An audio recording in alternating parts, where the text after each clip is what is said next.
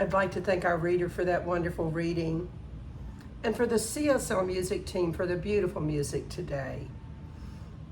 Today we celebrate the masculine side of each of us, those who played the role of father in our lives, showing us how to have strength and courage in the face of events that perhaps were unwelcomed or challenges that showed up in our life that maybe had us feeling unsafe or less free than we'd like to be.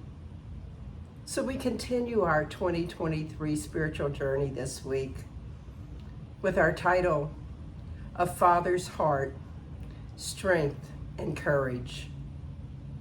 I hope you stay with us as we honor fathers.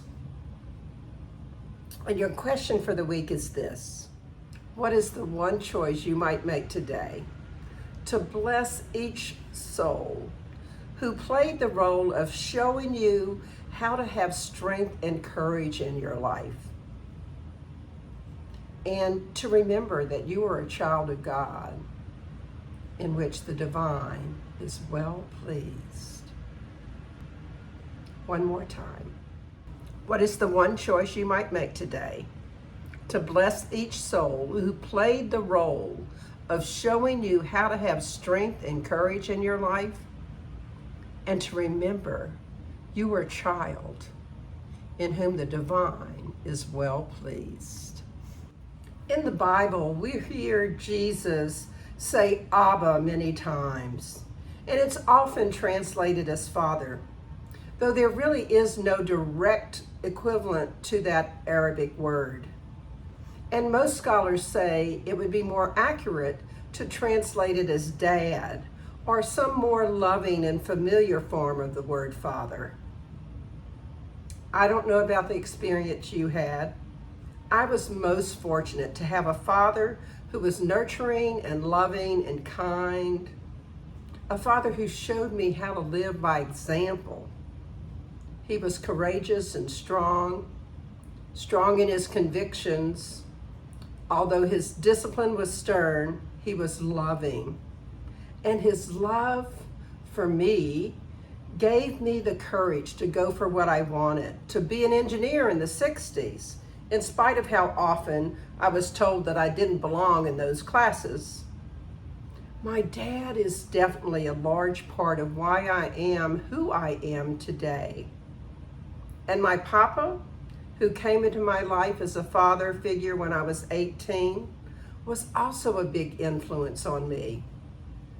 I was a bit young when my dad died, so our conflict was never as adult equals.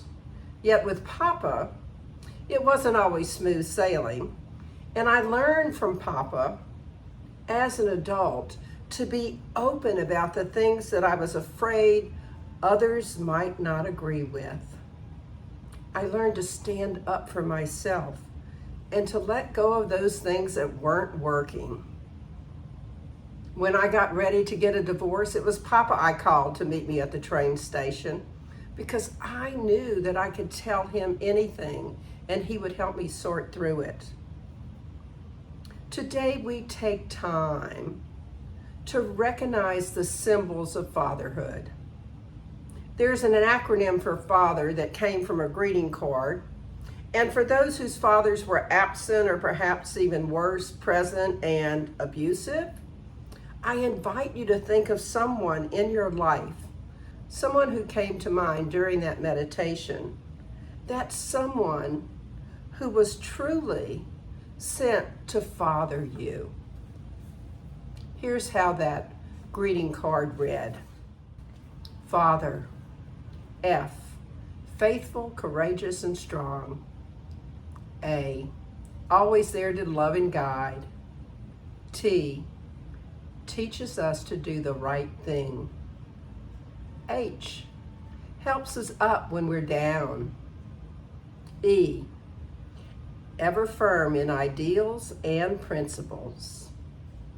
And R, ready to counsel and uplift.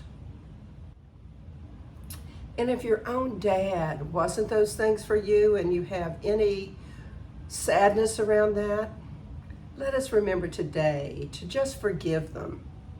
Remember those words, let forgiveness set us free.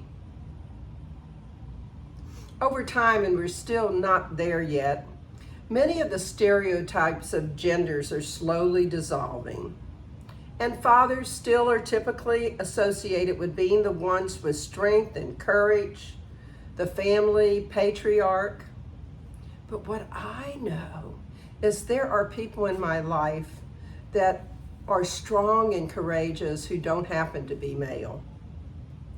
In many ways, I think we can take this idea into our spiritual lives, into that great power that we call upon to have the strength of our convictions and the courage to be who we are. In our spiritual life, it's important for us to know that there is a power from which we cannot be separated. A Father who is with us through whatever we experience. A Father who indeed is in us very well pleased.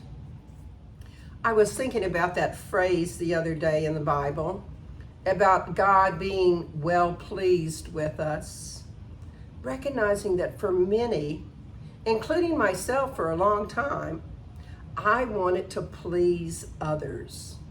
And sometimes it was at the detriment of my own self. Anybody else out there ever feel that way? Maybe it's a Southern thing for women. Anyway, if we knew that in our one life, the life that truly matters, the life that lives on beyond this humanness, that our Abba was always well pleased, would we strive so much to be accepted by others by being who we aren't? Today's talk is about strength and courage and about fathering ourselves, knowing that the real strength and the real courage is about being who we are 100% of the time. When you think of the person who showed you how to have strength and courage, what qualities of that person come to mind beyond loving you? For me, it was gentleness and kindness, loving me exactly as I was. I love that phrase in Proverbs 23:7. As a man thinketh in his heart, so is he. Of course, we might rephrase it as a person thinks in one's own heart, so that person is. It doesn't have to be male-oriented or just about man. James Allen in 1902 wrote a book called As a Man Thinketh. And in this book, he said this: mine is the master power that molds and makes, and man is mind, and evermore he takes the tool of thought, and shaping what he wills, brings forth 1,000 joys, 1,000 ills.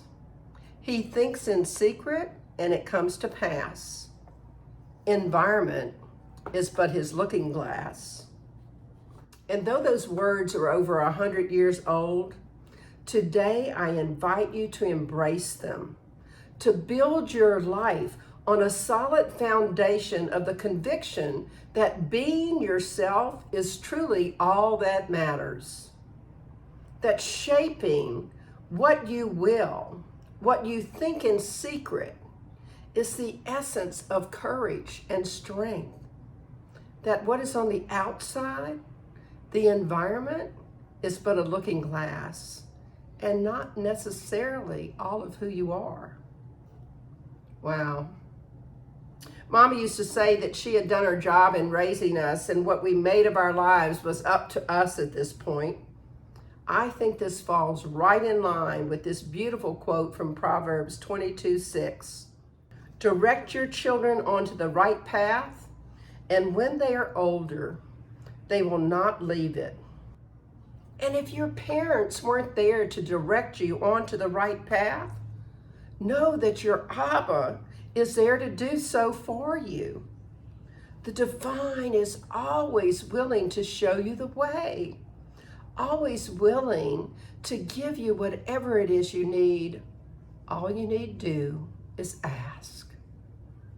Truly, Jesus told us, ask and it's given.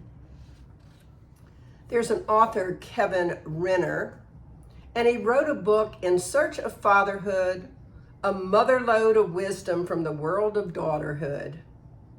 I'd like to share a part of that book, that's some conclusions that he came to. Our parents hold countless beliefs, most of them unconscious. The world is dangerous, or work is something you do at a company, or men need to support their families, or getting drunk isn't a big deal. Beliefs guide parents' behavior, which in turn forms the family culture. Children internalize much of that culture, and those beliefs get implanted in their minds without any fanfare. Sometimes we recognize those beliefs, and sometimes we don't. Many remain unconscious and put our lives on an autopilot. The lucky among us get help digging through those old tapes and how they govern our perceptions, feelings, and behaviors. The lucky among us keep digging, separating the flowers of wisdom from the weeds that grew among those flowers. Trust in yourself. Be strong, be courageous. And on this Father's Day, might we remember, rather than putting our lives on autopilot, we can always ask the divine for guidance. So I give you yet another beautiful quote from Proverbs 4:11-13. I instruct you in the way of wisdom and lead you along straight paths. When you walk, your steps will not be hampered. When you run, you will not stumble. Hold on to instruction. Do not let it go. Guard it well, for it is your life. Imagine if each of us had the strength and courage to walk along that path of wisdom, to take hold of the instruction of the divine and guard it. Use it consistently in our lives, and know that our steps are not hampered, nor do we stumble when we follow our Father, Abba.